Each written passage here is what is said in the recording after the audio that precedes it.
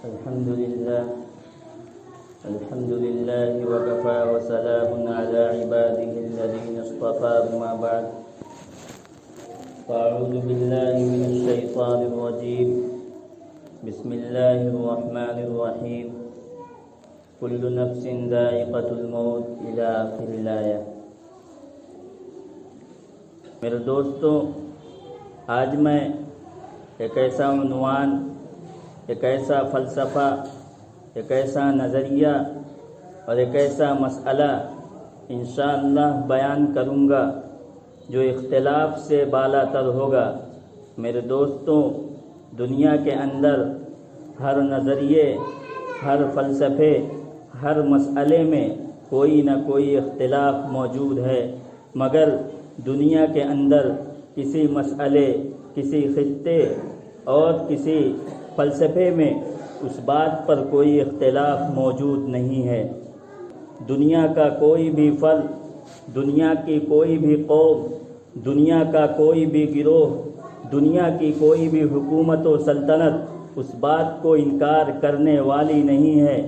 آپ کو دنیا میں ایسے لوگ بے شمار مل جائیں گے جو خدائے واحد کا انکار کرتے ہیں۔ آپ کو دنیا میں ایسے لوگ بے شمار مل جائیں گے جو انبیاء علیہم السلام کا انکار کرتے ہیں۔ آپ کو دنیا میں ایسے لوگ بھی مل جائیں گے جو جزا و سزا کا انکار کرتے ہیں۔ آپ کو دنیا میں ایسے لوگ بھی مل جائیں گے جو خدائے واحد کا انکار کرتے ہیں۔ آپ کو دنیا میں ایسے لوگ بھی مل جائیں گے جو قبر اور حشر کا انکار کرتے ہیں۔ آپ کو دنیا میں ایسے بے شمار لوگ مل جائیں گے جو بعث بعد الموت کا انکار کرتے ہیں، مگر کوئی بھی شخص اس چیز کو انکار کرنے والا نہیں ہے۔ وہ چیز ہے کیا؟ وہ موت ہے۔ میرے دوستوں، دنیا کے اندر کوئی بھی شخص موت کا انکار کرنے والا نہیں ہے۔ کوئی بھی شخص موت کا انکار کر ہی نہیں سکتا۔ کیوں؟ کیونکہ موت ایک بدیہی حقیقت ہے، موت ایک ناقابل تردید حقیقت ہے، موت ایک ناقابل انکار حقیقت ہے، موت ایک نہ بدلنے والا فیصلہ ہے، موت ایک نہ ٹلنے والا فیصلہ ہے، جس کا مشاہدہ ہر انسان اپنی دونوں آنکھوں سے دن و رات اپنے گاؤں، اپنے محلوں اور اپنے گلی کوچوں میں کرتا رہتا ہے۔ اس روئے زمین پر بسنے والے تمام انسانوں کا اس بات پر یقین ہے کہ ایک نہ ایک دن اس کی عمر ناپائیدار کو ختم ہونا ہے۔ ہر شخص کو اس بات پر یقین ہے کہ ایک دن موت اس کی زندگی کے تمام منصوبوں کو خاک میں ملا کر رکھ دے گی۔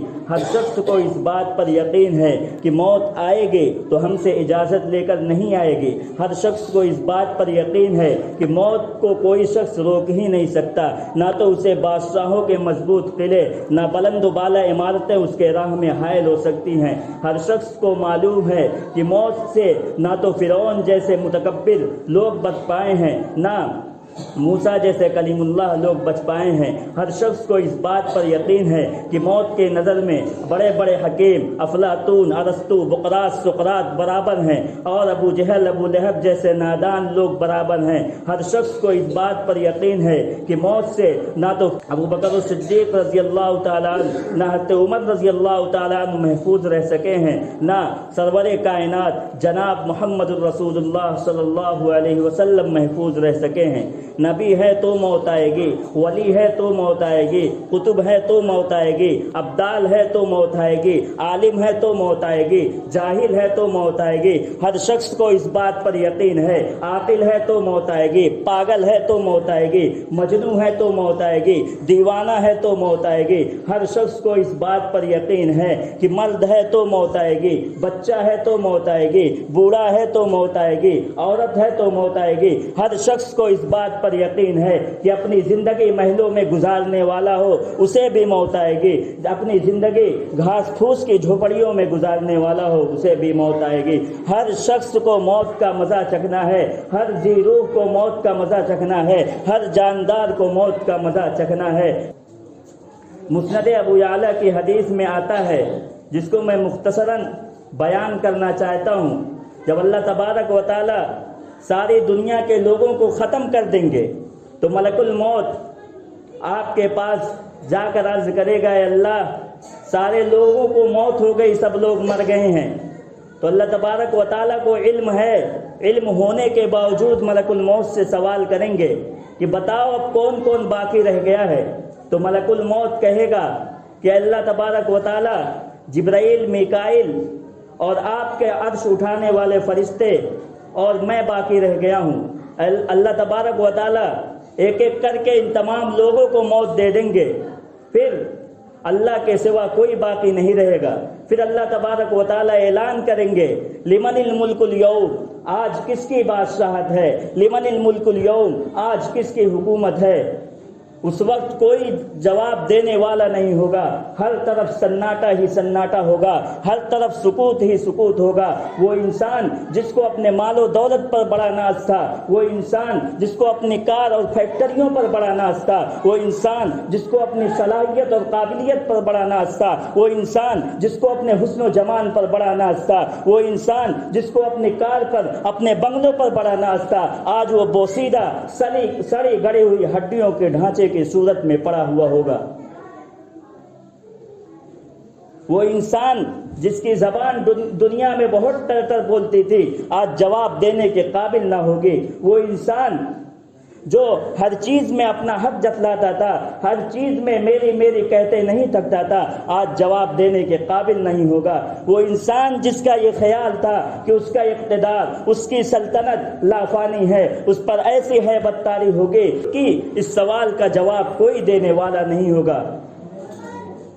وہ یتیموں اور بیواؤں پر ظلم کرنے والوں، وہ نمرود اور حامان کے نقش قدم پر چلنے والوں، وہ رب السماوات والارض سے بغاوت کرنے والوں، آج بولتے کیوں نہیں ہو، آج خاموش کیوں ہو؟ لمن الملک اليوم، بولو آج کس کی حکومت ہے، ہماری ہے یا تمہاری، بندوں کی ہے یا خدا کی، خالق کی ہے یا مخلوق کی، مالک کی ہے یا مملوک کی، مرزوق رازق کی ہے یا مرزوق کی۔ یہ اعلان 3 مرتبہ ہوگا، زمین و آسمان تھرا رہے ہوں گے، مگر اس اعلان کا جواب کوئی دینے والا نہیں ہوگا۔ پھر اللہ تبارک و تعالی خود کہیں گے، للہ الواحد القہار، اس اکیلے اللہ کی حکومت ہے، اس اکیلے اللہ کی سلطنت ہے جو زبردست اور غالب ہے۔